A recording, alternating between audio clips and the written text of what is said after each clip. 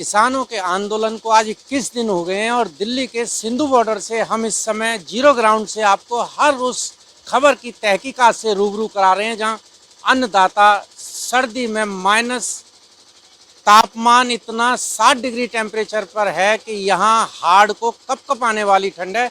मेरे ठीक ऊपर आप देख सकते हैं ये खालसा एड इंडिया द्वारा यहाँ पर तमाम उस तरह की सुविधाएं उपलब्ध कराई गई हैं, चाहे वो फुट मसाज हो या यहाँ पर यूं कहें यहाँ पर ये एक शेल्टर होम टाइप बना दिया गया है, रेन बसेरा बना दिया गया है। और इस रेन बसेरे की हम आपको बात बताएंगे। यहाँ पर इस रेन बसेरे में 400 बिस्तर लगे हुए हैं और इन बिस्तरों पे शाम को 6 बजे टोकन वितरण किया जाता है। उस टोकन के माध्यम से क्रम वाइज पंक्तिबद्ध तरीके से उनको सोने के लिए एक कंबल है, एक तकिया है, गद्दा है, उसके ऊपर कंबल बिछा हुआ है और बड़े ही साफ सुथरे अच्छे तरीके से यहाँ पर बिस्तर लगा हुआ है।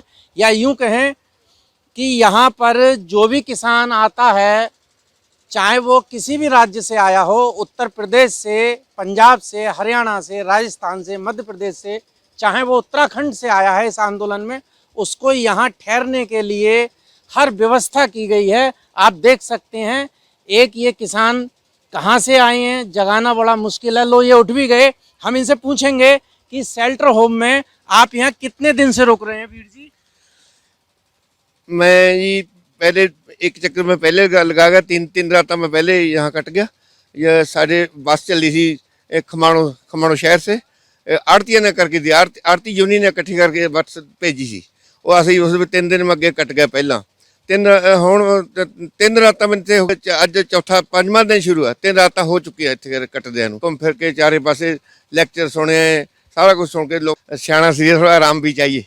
हाँ जी। कितनी उम्र है आपकी? 70 साल। इन्होंने बताया कि मैं जिस जगह से आया हूँ वहाँ से मैं पहले भी 3 रातें यहाँ बिता गया था और उसके बाद यहाँ 5 रातें मैंने और बिताई हैं। आप यहाँ देख सकते हैं, यहाँ फायर अग्निशमन यंत्र भी यहाँ लगा हुआ है। कोई भी यहाँ क्षति ना होने पाए इसके लिए फायर अग्निशमन यंत्र भी यहाँ लगाया गया है। और मैं यहाँ पर और भी चीज़ें आपको दिखाता हूँ। एक ये भी हैं, ये भी शेल्टर होम में मुझे लगता है ये कार्यकर्ता हैं। ये जो हैं यहाँ पर और भी कुछ लोग काम कर रहे हैं, इनसे हम पूछेंगे कि यहाँ पर शेल्टर होम में महिलाएं भी रुकती हैं, पुरुष भी रुकते हैं। आप यहाँ रुके हुए हैं क्या? नहीं, मैं जहाँ पर वॉलंटियर हूँ। अरे यहाँ पर वॉलंटियर हैं।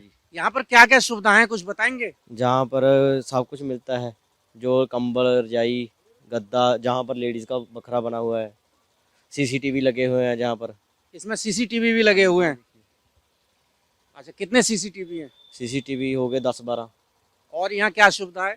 और जहाँ बस सब कुछ, हर जो लोड की चीज़ें होती है वो सब कुछ मिलता है।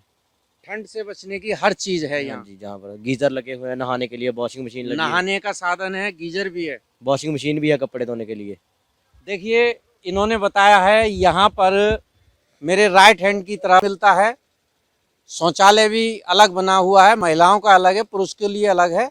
और यहाँ पर इन्होंने एक सबसे चीज़ बड़ी बात ये बताई है कि यहाँ पर लॉन्ड्री यानी कि कपड़े धुले हुए किसान को मिलें, वॉशिंग मशीन की भी यहाँ व्यवस्था की गई है। और यहाँ क्या व्यवस्था है? दवाइयों की यहाँ क्या व्यवस्था है? दवाइयों की भी, जहाँ पर डॉक्टर रुकते हैं, एम्बुलेंस आती है शाम को। एम्बुलेंस कहाँ से आती है? एम्बुलेंस यहीं पर कैंप लगा हुआ है ना सामने। छोटी मेडिकल किटें भी हमने बना के रखी है, जो किसी को चाहिए तो वो हम दे देते हैं।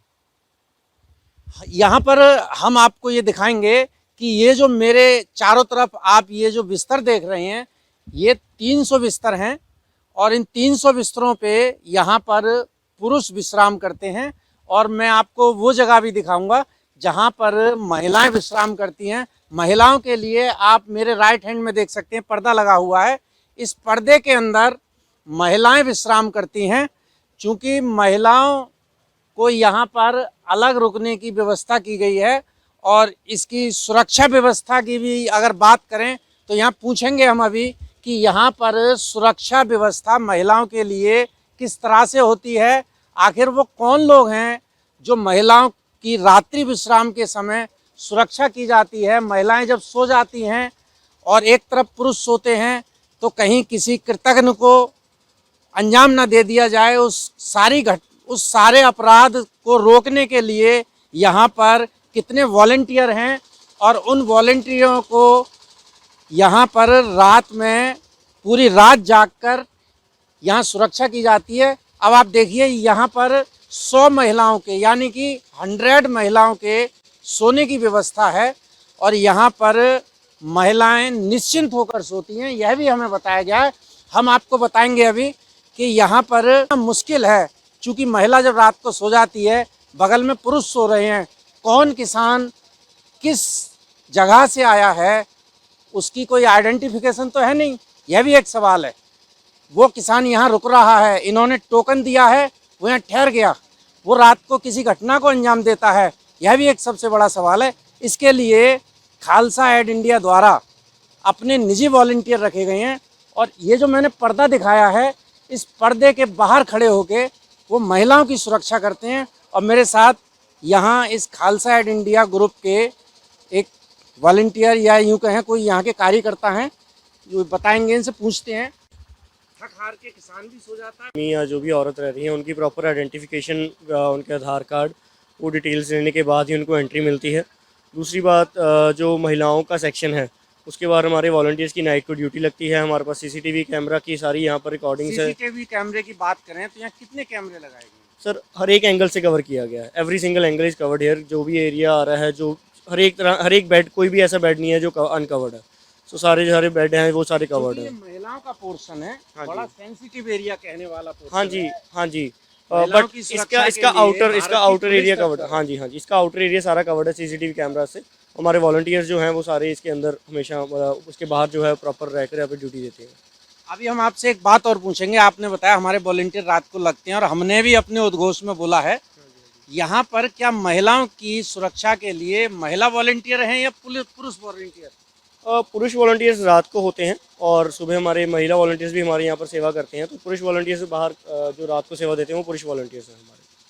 और यहाँ पर खालसा एड इंडिया की तरफ से किसान आंदोलन में यहाँ और क्या क्या उन चीज़ों को ध्यान में रखते हुए सुविधाएं उपलब्ध कराई हैं? खालसा एड की तरफ से पिछले मैं अगर बात करूँ, किसान आंदोलन जो पंजाब में पिछले 2 महीने से चल रहा था, तो वहाँ से हम पिछले 2 महीने से हम उनको जो लंगर है वो प्रोवाइड कर रहे थे। और जब से वो यहाँ पहुँचे हैं दिल्ली, तब से हम उनको जो उनकी ज़रूरी असेंशियल आइटम्स होती हैं, toothbrush, toothpaste, underwear, undergarments, essential items में, और उनको टी, स्नैक्स, और जो उनका हर एक तरह से पूरा ध्यान रखा गया। जो उनको फर्स्ट एड किट जो है हमने मुहैया करवाई। जो ट्रॉलीज़ में यहाँ पर बैठे हैं लोग, क्योंकि वहाँ पे 1-2 इंसिडेंट हुए कि फर्स्ट एड किट की बात करें तो फर्स्ट एड किट में क्या क्या चीज़ें हैं किट में और किस तरीके से देते हैं? फर्स्ट एड किट में बेसिक जो मेडिसिन होती हैं या बेसिक जो एक ऑइंटमेंट्स होते हैं वो सब चीज़ें हैं उसमें।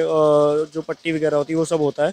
और उसके अलावा हमने जो फायर एक्सटिंग्विशर होते हैं वो मतलब बहुत ऐसे इंसिडेंट हुए कि आग लग गई, तो उसके बाद उस चीज़ को ध्यान रखें क्योंकि वो खुद अपना खाना बना रहे हैं, आग से उनके सिलेंडर रखे हुए हैं, वो सब चीज़ें हैं।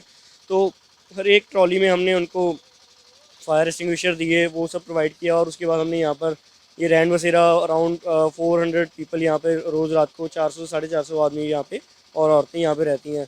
और इसके अलावा हमने यहाँ पे जो बुज़ुर्ग हैं जो पिछले 20 दिनों से यहाँ पर आए हुए हैं, रोज़ खड़े होते हैं, वो जो थक जाते हैं, उनके लिए मसाजर की जो सेवा है वो भी कंटिन्यू चल रही है। एक सबसे बड़ी बात यह आती है कि यहाँ इनसे यह जानना चाहेंगे कि इस खालसा एड इंडिया ऑर्गेनाइजेशन संस्था को आखिर कौन चला रहा है, इसके पीछे फंडिंग कहाँ से आ रही है, यह भी इनसे जानना बहुत ज़रूरी है। कौन है इसके ऑर्गेनाइजर की संस्था? Khalsa Aid India charitable trust हमारा रजिस्टर्ड है इंडिया में। हमारा 2014 से हम वर्किंग कर रहे हैं खालसा एड इंडिया की। अराउंड हमने 24 स्टेट्स में इंडिया के काम किया है। जहाँ जहाँ भी डिज़ास्टर आता है हमने वहाँ काम किया है, चाहे वो केरला हो, चाहे वो महाराष्ट्र में सूखा पड़े, चाहे बिहार में फ्लड्स आए, हमने असम में फ्लड्स आए, हमने सब जगह जाकर काम किया है। और हमारी जो फंडिंग है वो डोनेशन बेसिस है। हमारे जो सारे डोनर्स हैं वो हमारे इंडिया के डोनर्स जो हमें डोनेट करते हैं उससे हमारी फंडिंग होती है। आपने अभी हर जानकारी सुनी, हमने आपको वो जानकारी दी जीरो ग्राउंड से कि कहीं इस जानकारी में कोई कमी न रह जाए। एक और सबसे बड़ा खूबी हम इस शेल्टर होम की आपको बताने जा रहे हैं चंद शब्दों में कि शेल्टर होम में शुद्धता का इतना ख्याल रखा गया है कहीं कोई थूकेगा नहीं, कहीं कोई गंदगी नहीं डालेगा। अगर किसी कंबल पे किसी ने वॉमिटिंग कर दी है या मुंह से कुछ गिर गया है खाते हुए, वो कंबल यहाँ से हटा दिया जाएगा, उसको दूसरा कंबल दिया जाएगा। और एक सबसे बड़ी बात, साथ कोई भी इस तरह की दिक्कत है कि उसके साथ रात में सोते हुए कोई भी तबीयत खराब हो जाती है, तो उसको तुरंत यहाँ से एम्बुलेंस द्वारा इलाज के लिए नज़दीकी अस्पताल में पहुँचाया जाता है। सिंधु बॉर्डर से मुकेश गुप्ता, समाचार 24।